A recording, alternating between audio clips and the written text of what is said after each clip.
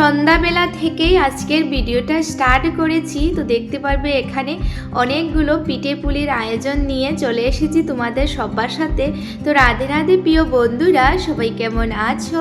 আশা করেছি সবাই অনেক ভালো আছো এবং আমিও অনেক ভালো আছি রাধারানীর কৃপায়।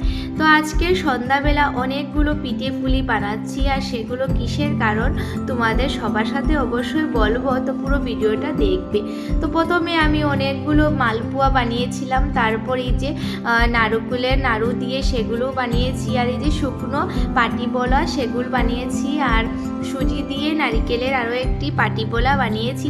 তো প্রায় আমার 3-4 রকমের পিঠে পুলি সেগুলো বানাচ্ছিলাম, আর অনেকটাই রাত্রে হয়ে গিয়েছিল। তারপর আবারও সকালবেলা থেকে ভিডিওটা স্টার্ট করেছি। তো দেখতে পাবে এখানে বাসি বাসনগুলো ছিল, সেগুলো ধুয়ে তারপর আমি রেখে দিয়েছি। আর কিসের কারণে এতগুলো পিঠে পুলি বানিয়েছি তোমাদের সবার সাথে বলছি। তো তারপর এখানে সবগুলো পিঠে পুলি আমি রেডি করে সেটা আমি প্যাকেটিং করে রেখেছি, আর সেটা কিসের কারণে সেটাই বলবো। তারপর স্নানে চলে গিয়েছিলাম সকালে সবগুলো কাজ সেরে।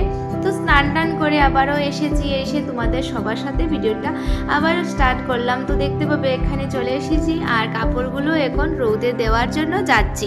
তো তাই আমি এবং আমার মা দুজন একসাথে মিলে পিঠে পুলি নিয়ে কোথায় যাব সেটাই আজকে তোমাদের সবার সাথে শেয়ার করব।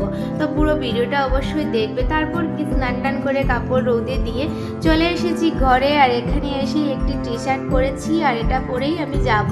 তার কারণে রেডি হয়ে যাচ্ছি, আর সাথে তো মা যাবেন। তো আমি আর মা রেডি হয়ে গিয়েছি, আর দেখতে পারবে পুরো ড্রেসটা আমার এভাবে প্যান্ট এবং টি শার্ট পরে আর জুতো পরেছি। তারপর আমরা দুজন সকাল প্রায় 10টার মধ্যে বেরিয়ে পড়লাম।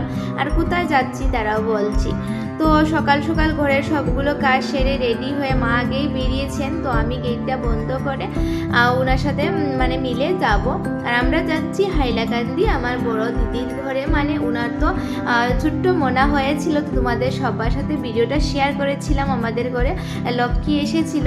তাই অনেক দিন হয়ে গিয়েছে, প্রায় 15 দিন পর আমি এবং মা যাচ্ছি। যেহেতু এখন দিদি আর পিঠে পুলি বানিয়ে খাচ্ছে না, তাই ও বলছিল ওর জন্য কিছু পিঠে পুলি নিয়ে যাওয়ার জন্য। তো আমরা মা মেয়ে রেডি হয়ে ঘর থেকে বেরিয়ে পড়লাম। তো শোনার জন্য এখান থেকে একটি ব্ল্যাঙ্কেট কিনা হয়েছে কাটলিচড়া বাজার থেকে। তারপর মা এসেছেন, কিছু ঔষধ নেওয়ার ছিল, সেগুলো নিয়ে আমরা যাচ্ছি গাড়িতে বসে যাব হাইলাকান্দির জন্য। তো এখানে গিয়ে একটি গাড়ি পেলাম। তো অনেকক্ষণ গাড়িতে বসেছিলাম, তারপর গাড়িটার প্যাসেঞ্জার পুরো হয়েছে, তারপর বেরিয়ে পড়লো। তো এখানে দেখতে পারবে প্রায় আমরা হাইলাকান্দির মধ্যে এসেই আবারও ভিডিওটা তোমাদের সবার সাথে শেয়ার করছি। তো এখানে আমরা চলে এসেছি হাইলাকান্দি বাস স্ট্যান্ডের সামনে।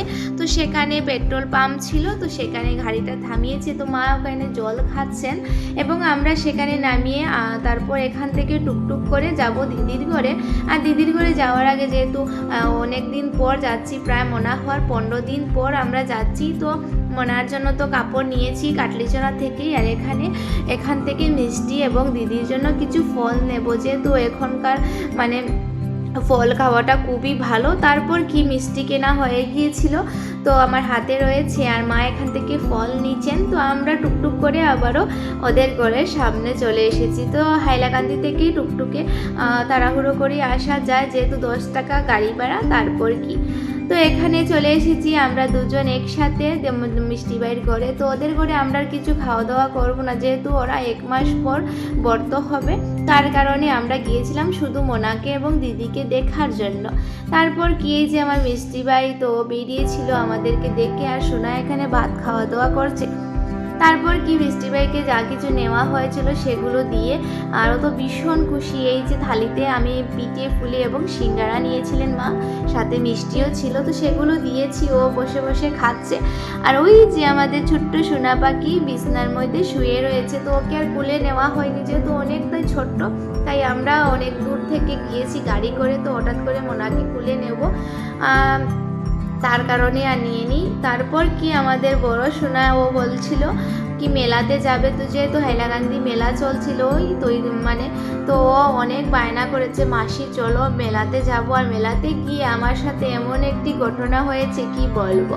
তারপর কি ওকে নিয়ে তো ফাইনালি মেলাতে চলে এসেছি। তো ও বলছিল কিছু কেনাকাটা করবে এবং কিছু খাওয়া দাওয়া করবে। তো ওকে তো যা যা পছন্দের জিনিস ছিল সেগুলো কিনে দিয়েছি। এবং কি হয়েছে, আমার 200টা টাকা মানে মেলাতে হারিয়ে গিয়েছে। মানে বেগে ছিল, তারপর কোথায় পড়ে গিয়েছি, এত 200 টাকা আমার ছিল, সেটা মানে হারিয়ে গিয়েছে। তারপর কি ঘরে চলে এসলাম আবারও।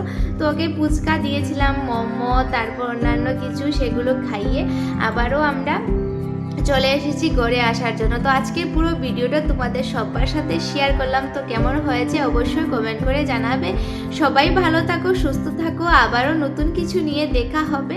তারপর পুরো সন্ধ্যা হয়ে গিয়েছিল, মা মেয়ে দুজন আবারও ঘরে চলে এসেছিলাম। তো আজকের জন্য অতটুকু, টাটা।